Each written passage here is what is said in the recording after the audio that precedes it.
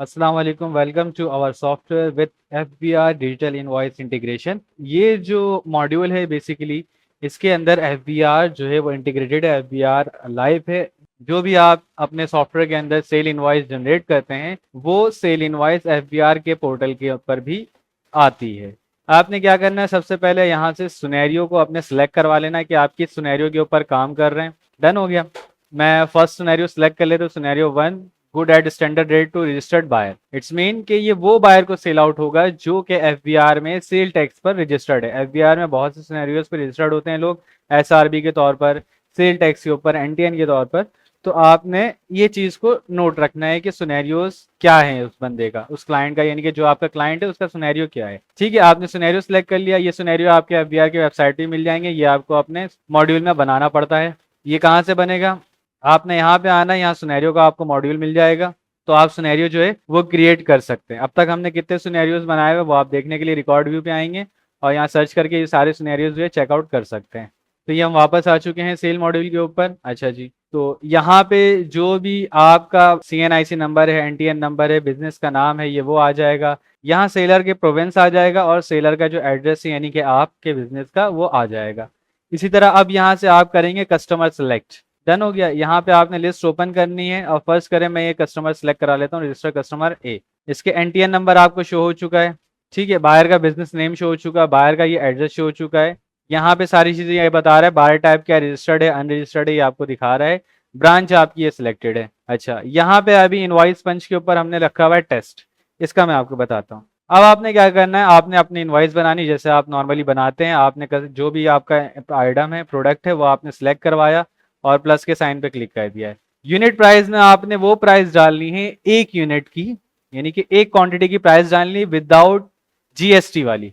First कर ले, मेरी यूनिट की प्राइस है 50 rupees without GST, without taxes. अब यहाँ पे जो रेट है यहाँ पे आप डालेंगे जीएसटी इन परसेंटेज।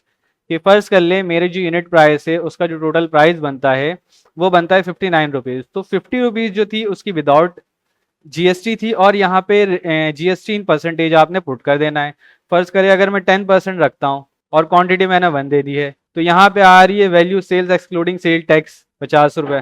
ठीक है, अब ये जो रेट मैंने जीएसटी इन परसेंटेज दिए 50 का, यहाँ पे प्राइस आ गई उसकी, कितने बन रहे हैं ये 50 के अमाउंट से 5 रुपए बन रहे हैं और यहाँ पे टोटल वैल्यू आ गई। मैं क्वांटिटी इंक्रीज करता हूँ, ये इंक्रीज हो जाएगा, ये आप देख सकते हैं। इसी तरह जितने आपके आइटम हो गए वो आप क्या कर लेंगे, ऐड कर लेंगे और उसी के हिसाब से उसकी क्वांटिटी और उसकी जीएसटी आप यहाँ पे दे रहे होंगे। इसके अलावा कोई एक्स्ट्रा टैक्स या फर्दर टैक्स है तो वो आप दे सकते हैं, कोई डिस्काउंट है तो वो आप दे सकते हैं। अब मैं क्या करवा दूंगा, सेव सेल के ऊपर क्लिक कर दूंगा, यानी कि अपने सेल को मैं सेव कर रहा हूँ। श्योर करवा दिया। नोटिफिकेशन हमारे पास आ चुका है, यहाँ पे सेल एडिट सक्सेसफुली।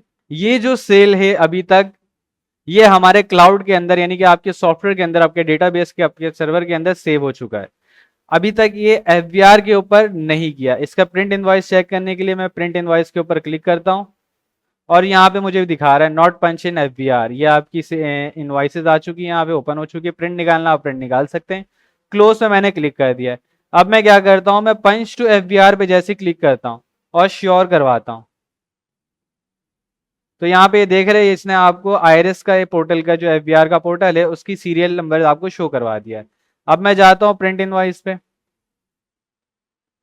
जैसे ही मैंने प्रिंट इनवॉइस पे क्लिक किया है तो यहाँ पे ये मुझे बता रहा है।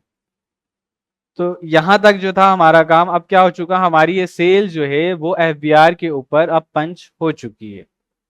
तो इस तरीके से ये मॉड्यूल रन हो रहा होता है। सिंपल स्टेप्स हैं इसके, जिस तरह से आप नॉर्मली बना रहे होते हैं उसी तरीके से आपने बनाना है। जिस तरह से अपने कस्टमर पहले सेलेक्ट करते थे वैसे ही कस्टमर सेलेक्ट होंगे और जो रेट के हिसाब से आपने ऑलरेडी सेट किया हुआ है वो आपने देना है। यूनिट प्राइस और जीएसटी परसेंटेज आपने पुट करनी है और उसके बाद आपने सेल इनवॉइस बनानी है। सेल इनवॉइस बनने के बाद जब आपको कंफर्मेशन हो जाएगी कि सेल इनवॉइस ठीक बनी है तो आपने सिर्फ और सिर्फ क्या करना है, पंच टू एफबीआर के बटन पे क्लिक करना है और वो इनवॉइस एफबीआर के पोर्टल पर आ जाएगी।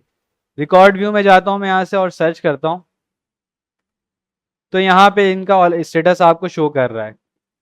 व्यू के ऊपर क्लिक करता हूं तो यहाँ मुझे ये दिखा देगा क्लोज।